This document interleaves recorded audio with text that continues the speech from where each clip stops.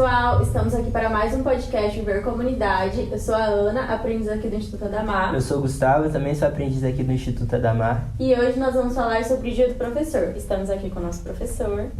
Olá pessoal, meu nome é Murilo, sou professor no Senai, atuo também na coordenação, na parte de gestão e sou professor dos aprendizes aqui da Adamar e de outras empresas. E professor, você poderia nos contar um pouco sobre assim, a sua formação nesse meio? Sim, eu sou formado em TI pelo Senai, depois disso fiz serviço social pela UEL e fiz também Direito pela Positivo. E quando você decidiu ser professor? Para falar um pouco dessa... É uma história um pouquinho longa, a gente vai ter que voltar aí alguns anos. Eu terminei o ensino médio com 17 e eu não sabia muito bem o que eu ia fazer da vida. Estava assim, muito em dúvida, queria fazer rádio e TV, mas na época não deu certo. E meus pais são servidores públicos, tanto meu pai quanto minha mãe. Meu pai é na Sanepar e minha mãe é na Saúde. E aí falavam pra mim, estuda pra concurso, você tem estabilidade, são salários bacanas, tudo mais. Comecei a estudar, isso com 17 para 18 anos. E nesse meio tempo, enquanto aconteciam os concursos, o meu pai percebeu que eu tinha uma facilidade muito grande pra informática. Então assim, sempre que quebrava alguma coisa eu ajudava, eu tinha aquelas coisas de pegar e ficar mexendo, fuçando, computador velho em casa, aquela coisa toda, conserta. E aí o que acontece? E ficava sempre na trave nos concursos.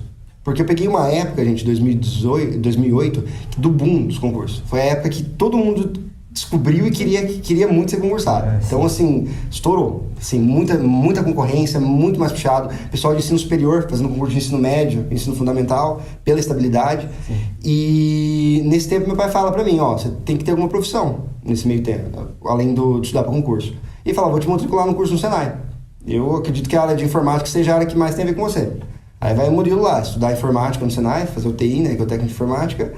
E eu me descobri na área, gostei bastante da área, terminei o curso no Senai, fui pro mercado de trabalho, já saí de lá empregado e fui prestar serviço numa empresa como helpdesk, né, que é aquelas pessoas que ficam no telefone prestando suporte pro técnico para resolver impressoras e computadores. Seria o telemarketing de hoje em dia. Exatamente, bem parecido com o telemarketing. E eles atendiam, olha como é que o concurso público está sempre ligado, né, atendiam o INSS principalmente. Então eles iam lá atender o INSS, chegava o técnico, ele ligava pra gente, a gente conversava com ele, fazendo atendimento. Fiquei 1 ano e meio, saí de lá e falei, não quero mais essa área pra mim. Saí, porque o telemarketing é puxadinho. E aí, nesse meio tempo, resolvi fazer uma faculdade na área de humanas, porque eu sempre gostava muito da aula de história, sociologia, filosofia, e fui fazer serviço social. Fiz ali, eu prestei pra UEL, cursei, e no terceiro ano do serviço social, gente, a gente tem que fazer estágio. Começa a parte do estágio obrigatório. Meu estágio foi na prefeitura de Cambé e no Centro de Convivência do Idoso. E lá eu tive uma grande supervisora que ela via também esse talento na informática. Então tudo que acontecia ali de problema, a gente sabe como é que a prefeitura é complicado, né? Tem que abrir chamado para resolver os problemas do TI. E às vezes era coisa que ele precisava resolver na hora. Então ela pedia para mim ir lá e resolver. Uma conexão de internet, formatar um computador, instalar algum software lá estava com um problema também, ver o que estava acontecendo, coisas assim. Lá vai o Murilo. Então o estagiário fazia de tudo, né, gente? Termino meu estágio e no mesmo ano abre o quê? Abre um processo seletivo em Cambé para oficineiro. Oficineiro é o nome que se dava para o professor lá, professor que trabalhava com oficinas. A minha supervisora me dá maior incentivo para prestar esse processo seletivo, né, que tinha uma prova, você tinha que apresentar um projeto para poder dar essas aulas. Eu passo no processo e começo a dar aula, então, isso em 2016, lá na prefeitura de Cambé. Peguei o Centro da Juventude e também o CREAS. CREAS, para quem não sabe, são os adolescentes em conflito com a lei, né? Eles vão cumprir medida socioeducativa lá. Tem uma medida socioeducativa que chama liberdade assistida. E essa medida ela é cumprida geralmente nos CREAS. Então eu dava oficina de informática para esses jovens. E também pegava outras turmas no profissionalizante. Isso em 2016. Trabalhei lá até 2018 com oficinas. E nesse meio tempo, o que acontece? O Senai fecha uma parceria com o Cambé. Quando eles fecham essa parceria, eles precisam de professores para dar aula para os aprendizes de lá.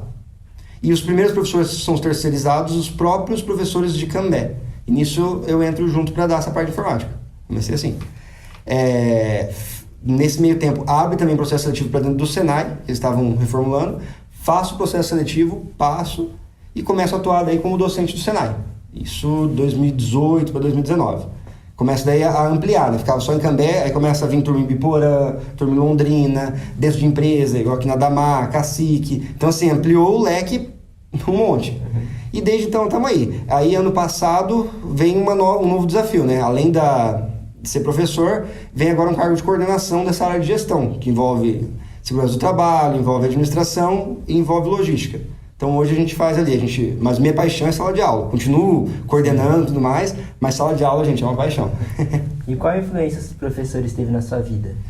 Olha, muita influência, principalmente porque eu passei por uma situação muito peculiar. Eu me tornei docente em 2016, quando eu também estava entrando numa outra faculdade. Resolvi fazer o direito. Para agregar primeiro, porque na minha época de serviço social eu gostava muito dessa parte de lei, e segundo porque a gente tem um negócio de família também, e alguém precisava assumir. E minha irmã é psicóloga, não tem o menor interesse pela área, então ficou pro Murilo. Aí agreguei os dois. E o que os professores foram muito importantes durante esse período, gente? Porque como eu era professor e ao mesmo tempo eu estava sendo aluno, eu conseguia me basear em muita coisa do que eu queria como profissional, que eu poderia ser, e de coisas também negativas, que eu não faria como professor. Então eu acredito que esses 5 anos de direito, onde eu era professor e também era aluno, me moldaram muito pro professor que eu sou hoje em dia.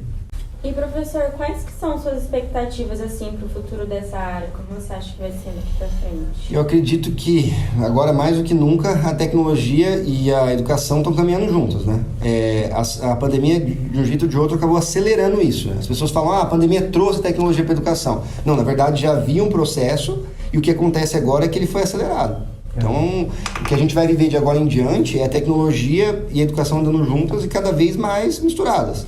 Um exemplo é o que a gente está vendo no Senai hoje, né, com a modalidade de curso semipresencial. São cursos onde o aluno tem aulas presenciais em sala de aula e tem também aulas no portal EAD. E aí o que vai envolver isso? Vai envolver uma maior autonomia do aluno, que é muito bacana, só que ele vai ter que ter disciplina.